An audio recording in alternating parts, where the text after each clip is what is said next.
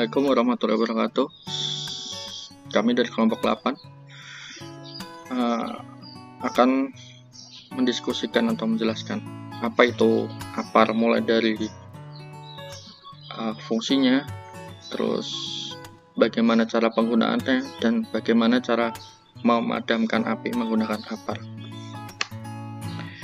Kelompok 8 ini terdiri dari TBI Bayaki, Alpanji Wianto, dan Arfai. Yang pertama, latar belakangnya adalah kita harus tahu apa sih itu APAR.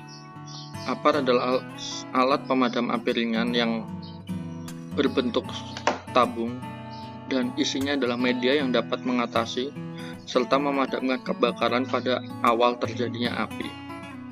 Jadi saat api masih kecil tuh bisa kita padamkan dengan APAR. Kalau udah besar, kita perlu peralatan yang lebih dari APAR. Menurut penelitian National Association of Fire Equipment Distributor di Amerika, bahwa sejumlah 5.400 kasus kebakaran dapat diatasi dan dipadamkan dengan menggunakan alat pemadam api ringan. Sedangkan sisanya butuh peralatan yang lebih besar seperti menggunakan fire truck hydrant atau yang lainnya. Dalam survei yang sama, juga dijelaskan bahwa lebih dari 90% kasus kebakaran dapat ditangani dengan menggunakan APAR. Selanjutnya adalah tujuan dan fungsi APAR itu apa sih? Fungsi kegunaan APAR adalah untuk mencegah dan memadamkan kebakaran yang masih kecil, seperti yang dijelaskan di awal tadi. Selanjutnya, golongan atau jenis kebakaran itu ada golongannya. Golongan A itu adalah yaitu kebakaran bahan padat kecuali logam. Contohnya adalah kertas, plastik, karet, kain, kayu, styrofoam, dan sebagainya. Nah, pemadaman bahan ini sebenarnya bisa dengan penggunaan tepung kimia kering, goni basah, tanah lumpur, pasir, dan lain sebagainya. Selanjutnya, golongan B, yaitu kebakaran bahan cair atau gas yang mudah terbakar. Contohnya adalah BBM, liquid petroleum gas, spiritus, alkohol kadar tinggi, dan sebagainya. Pemadaman menggunakan air diharamkan. Kenapa? Karena dalam klasifikasi golongan ini, kalau dipadamkan dengan air malah akan membesar dan melebar apinya, jadi tidak disarankan menggunakan air. Selanjutnya, golongan C, kebakaran instalasi listrik bertegangan. Contohnya adalah instalasi listrik rumah tangga, sambungan kabel, perangkat elektronik yang menggunakan listrik, mesin-mesin, dan sebagainya. Penggunaan air justru tidak boleh dilakukan untuk memadamkan kebakaran jenis ini, karena akan sangat berbahaya dan memicu bahaya yang lain. Jadi penggunaan dry chemical, APAR atau karbon dioksida itu sangat efektif dalam menangani kebakaran golongan C. Selanjutnya golongan D, kebakaran logam. Contohnya adalah aluminium, magnesium, dan sebagainya. Umumnya jenis kebakaran ini berpotensi terjadi di ranah industri, manufaktur, atau laboratorium dan jarang terjadi di rumah tangga. Penggunaan dry chemical, pasir halus, dan kering disarankan untuk penanganan kebakaran jenis ini. Baik, di sini jenis-jenis APAR. Yang pertama, APAR dari chemical powder merupakan media APAR berupa serbuk kimia kering, yaitu campuran antara monoaluminium prosopat dan aluminium sulfat. Jenis APAR ini dapat digunakan pada kelas kebakaran A, B, C, D. Yang kedua yaitu APAR karbon dioksida CO2 merupakan jenis alat pemadam api yang menggunakan media berupa gas CO2. Bahan karbon dioksida dapat digunakan untuk memadamkan api karena mampu meningkat oksigen mengisolasinya. Oke, yang ketiga yaitu APAR foam. APAR foam yang berisi media berupa bahan kimia yang bisa berbentuk busa. Foaming foam AFF yang disembur keluar dari tabung apar dapat memadamkan kebakaran yang disebabkan oleh bahan cair mudah terbakar, tergolong dalam kelas kebakaran A dan B. Yang keempat, apar liquid gas merupakan jenis apar menggunakan media berupa gas cair. Jenis media ini bersifat non-konduktif. Apar liquid gas cocok digunakan untuk mengatasi kelas kebakaran A, B, dan C. Media liquid gas bersifat ramah lingkungan sehingga yang tidak membahayakan ozon pada atmosfer bumi. Bagian apar yaitu terdiri dari pit pengaman, valve, hose, nozzle, handle, pressure, dan tabung. Oke, next. Di sini cara penggunaan alat pemadam api.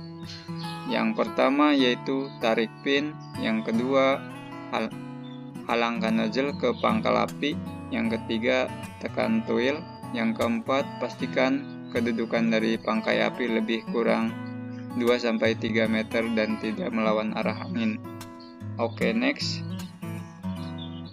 Di sini ada cara penggunaan apar. Yang pertama, pull, tarik pin pengaman.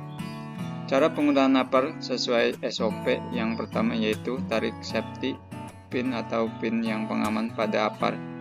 Ingat, saat menarik pin pengaman tersebut jangan sampai menekan tuas atas dan bawah secara bersamaan. Yang kedua yaitu AIM, arahkan nozzle titik api.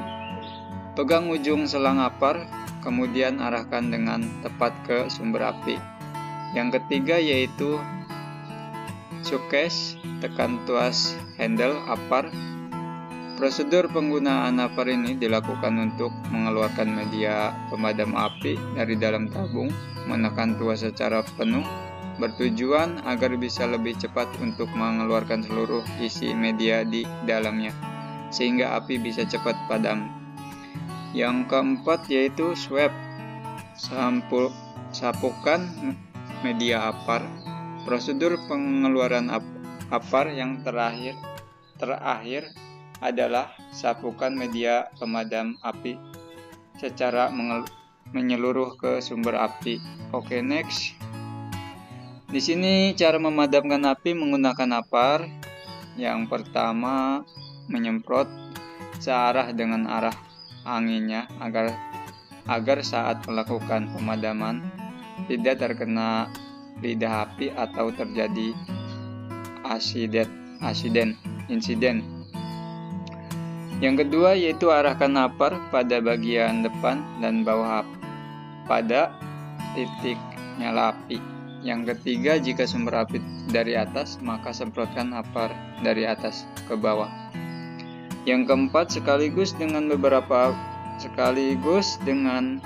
apar, artinya jangan hanya menggunakan satu apar. Jika dirasa kebakaran tersebut tidak cukup dengan satu apar agar proses pemadaman maksimal. Yang kelima yaitu jika sudah padam, janganlah lalu ditinggal karena ada potensi nyala kembali. Yang keenam, apar yang sudah digunakan sekumpulan dan dididihkan kembali agar apar setiap digunakan kembali. Selanjutnya, lokasi penempatan apar. Standar penempatan apar sudah diatur dalam Peraturan Menteri Tenagakerjaan dan Transmigrasi nomor 4 Men 1980 tentang syarat-syarat pemasangan dan pemeliharaan alat pemadam api ringan. Ada beberapa poin yang diatur dalam penangkaran yang dimaksud untuk mencegah apar dari kerusakan, dan terpenting adalah apar mudah diakses jika terjadi kebakaran.